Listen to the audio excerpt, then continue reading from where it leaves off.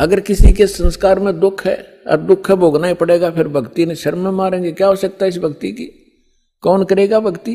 क्या आवश्यकता परमात्मा की? वो भक्ति इससे हटकर है और वो मंत्र मेरे पास है। अपने आत्माओं जो दुखी व्यक्ति है उसको तो संकेत चाहिए। उसने तभी पूछा कि आप कौन हो भाई? हे भगत जी आप कहाँ रहते हो? अब वो लाल कपड़े पहन रखे, सारी उम्र संस्कृत बोली, उसने तो महाराज जी समझ रहे। और परमात्मा बैठे एक सिंपल वेशभूषा में। उसने न्यू कहा भगत जी कहाँ रहते हो आप? आपका कहाँ ठिकाना है? परमात्मा ने बताया भाई मैं दानक हूँ, दुल्हा हूँ और नीरू का पुत्र हूँ। ऐसे ऐसे हमारी चौपड़ी वहां रहा करूं। अब परमात्मा ने ये बताना इसलिए अनिवार्य समझा कि जैसे न भगवान चाहिएगा तो आ जाएगा, और जब ब्राह्मण पने में होगा क्यों उसमें छुआछात बहुत गणी थी, तो अपना भाई चला जाएगा। तो परमात्मा वो तो जा लिया श्याम ने, साथ साथ महाराज मैं घना दुखी हो गया।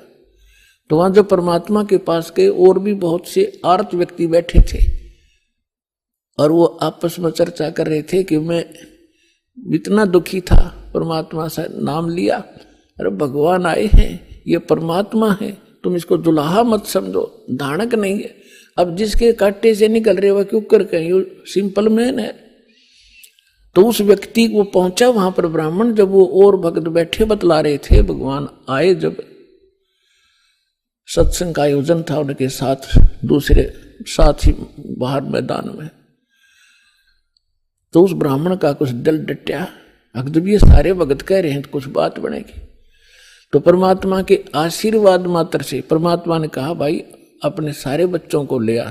उसने सारा दुख बताया, उनको दीक्षा दिला। तो उसने सोचा पहले अपने लड़कों को ले चलता हूं, क्योंकि इज्जत और बेइज्जती हमारा साथ लटक रही है, घर में कैर टूट रहा। दोनों लड़कों को ले आया। परमात्मा ने दीक्षा दी, बेटा भक्ति करोगे ना जब बात बनेगी। केवल आशीर्वाद से भी सुख दे देते, लेकिन वो तो एक का दुख टड़ा, आगे जीवन में पता नहीं कितने दुख है आपके। परमात्मा ने नाम दिया, दोनों बच्चे ऐसे स्वस्थ हो गए जैसे कदे दुख था ही नहीं।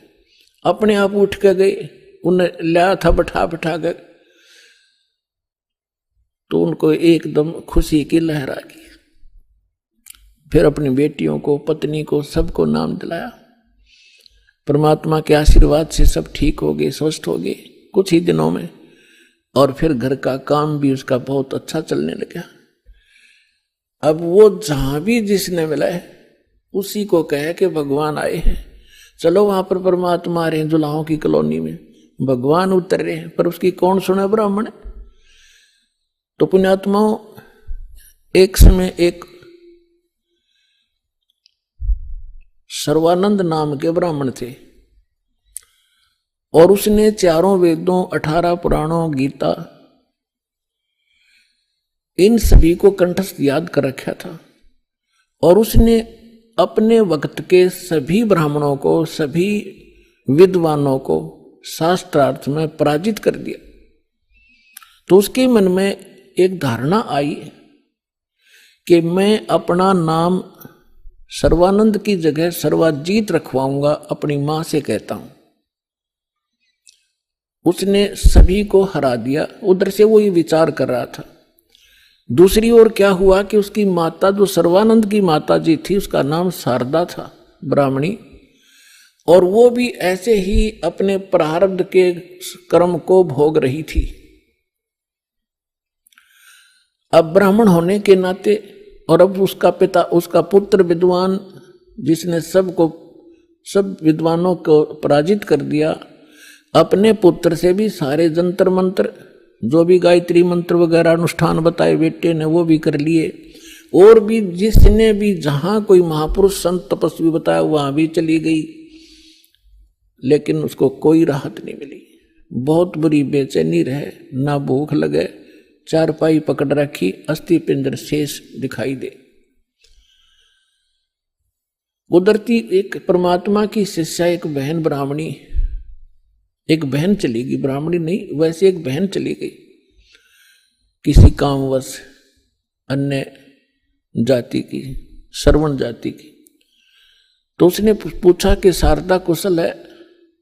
उसने चारपाई पे पड़ी पड़ी ने देखा और कहा, बहन कहाँ कुशल हूं, अंतिम सांस गिन रही हूं, बहुत परेशान हूं, काफी वर्षों से असाध्य रोग से पीड़ित हूं। वो परमात्मा की शिष्या लड़की कहने लगी कि बहन कहीं दिखाया नहीं आपने? कि सभी डॉक्टर दिखा लिए, वैद्यों से चेक करा लिया, और कोई साधु संत आसपास नहीं छोड़ा, सभी ने कह दिया कि तेरे प्रारब्ध का कष्ट है, तेने भोगना ही पड़ेगा। तो उस बहन ने कहा कि यदि आप बुरा ना मानो तो मैं बताऊं, एक महापुरुष आ रहे हैं। वो कहने लगी, बोलो कौन है? कि मेरे गुरुजी से दीक्षा ले लो, मैं भी पहले बहुत परेशान थी, आपसे भी बुरी हालत थी मेरी नहीं, मेरे बच्चों की भी स्थिति थी, मेरे पति को भी तकलीफ थी, प्रेतबाधा थी, और मुझे असाध्य रोग था। उस गुरुजी से दीक्षा लेते ही और हम कति स्वस्थ हो गए। 2 वर्ष हो गए हम अपना जीवन जी रहे हैं, अपनी नींद सोते हैं, अपनी नींद उठते हैं। तो बैठ गई शारदा कि भाई आज कुछ आशा की चिंगारी नजर आ रही है। तो उसने पूछा, कौन है आपके गुरुजी, मुझे बताओ। तो उस बहन ने बताया कि कबीर नाम है उनका, और जुल्हा कॉलोनी में रहते हैं। कहने लगी, वे मैं तो जुल्हा धानक है, वो कहाँ जुल्हा है, धानक है, उल्टी है, लेट गई नो की नो चारपाई पे, नहीं हम ब्राह्मण है, और वो एक धानक, इज्जत का नाश हो जा, मैं नाम नहीं लूं। तो उस बहन ने बहुत कहा कि देखो, हमने ज्ञान सुना उस परमेश्वर का, आज आप ब्राह्मणी हो और मृत्यु के बाद आप अन्य जाति में भी तो जन्म ले सकते हो, आप पशु योनि में भी तो जाओगे, तब कहां जाएगी यह जाति तेरी। तो कहने लगी, बहन तू जा, बस फालतू बात ना करे, इससे अच्छा तो मौत आ जा, वो अच्छा है। तो पुण्यात्माओं परमात्मा कहते हैं, राज तजना सहज है, सहज तरिया का ने, और मान बढ़ाई ईर्षा ये दुर्लभ तजनाई। वह चली गई। कुछ दिनों के बाद वो ब्राह्मण जो परमात्मा की शरण में आके स्वस्थ हुआ था। पुण्यात्माओं, आप तो बालक हो, दास उस भगवान से परिचित है। आपके लिए जो परमात्मा भटक रहा है ना, आप तो एक अबोध बालक की तरह जिधर मुंह हो गया उधर चल पड़ते हो, और वो पिता माता पिता पीछे पीछे भाग्या करें कि खड्डे में गिरेगा, यू उठा लूं भाग कर बालक को। आज आप इतने बच्चे हो इस भगवान के मार्ग में और इस अपने अध्यात्म मार्ग के अंदर। कबीर साहब कहते हैं, मैं रोए तू सृष्टि को और यह सृष्टि रोए मोहे। गरीबदास जी कह रहे हैं, परमात्मा से परिचित ज्ञान के आधार से भगवान की वाणी बता रहे महिमा। गरीबदास इस योग को समझ नहीं सकता कोई। सो चल छिदर मैं करूं अपने जन के काज। जिस प्यारी आत्मा को शरण में लेना है ना जाने के कारण बनाओगा उसके लिए। तो वो ब्राह्मण चला गया कि वो निकटतम नाती भी था उनका। पहले दूर देश से आना जाना महीने में नहीं होता था, 6 महीनों में 2 1 वर्ष बीत जाता था रिश्तेदारियों में आने जाने में। तो वो ब्राह्मण उसी काशी शहर के आसपास कोई गांव था उसका रहने वाला था, और शारदा बनारस में काशी में रहा करती थी। तो एक दिन वो किसी कामवश शहर में आया था, तो उसने सोचा चल रिश्तेदार के घर चलते हैं।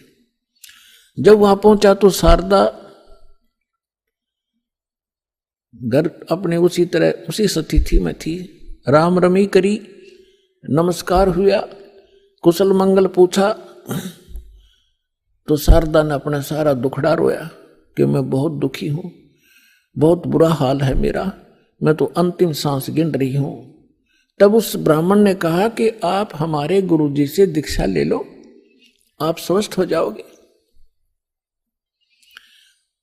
और मेरी हालत का आपको पता ही है, क्या स्थिति थी मेरी। हाँ, आपकी तो बहुत बुरा हाल था, सारा परिवार दुखी था, और आप कैसे स्वस्थ हुए कि हम उस परमात्मा आए हैं पृथ्वी पर, शारदा तेरा यकीन होइयो चाहे ना होइयो। और हमारी जो दुर्दशा थी देखने जोगी थी, रिश्तेदार भी नफरत करने लग गए थे, और उनकी कृपा से आज सारे बच्चे स्वस्थ हैं और हम स्वस्थ हैं। 4 वर्ष हो गए मैंने उनसे उपदेश लिए। मेरा तो बुरा ऐसा दुखी शायद पृथ्वी पर कोई प्राणी नहीं होगा जैसा मैं था।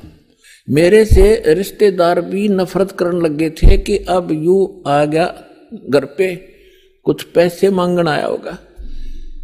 तो ऐसी दशा होगी थी मेरी। और अब वो रिश्तेदार मुझसे उधारे ले जाते हैं। तो शारदा ने सोची, हे भगवान बड़ी दया करी, देख यूं तो ब्राह्मण है, इसने तो गुरु कोई बढ़िया बना रखा होगा, ऊंच जाति का ब्राह्मण ही बना रखा होगा। तो फिर बैठ गई चारपाई पे। तो उसने कहा कि फिर ठीक है, बताओ मुझे आपका गुरुजी कौन है, क्या नाम है उनका, कहाँ रहते हैं। मेरे पूज्य गुरुदेव जी का नाम है कबीर।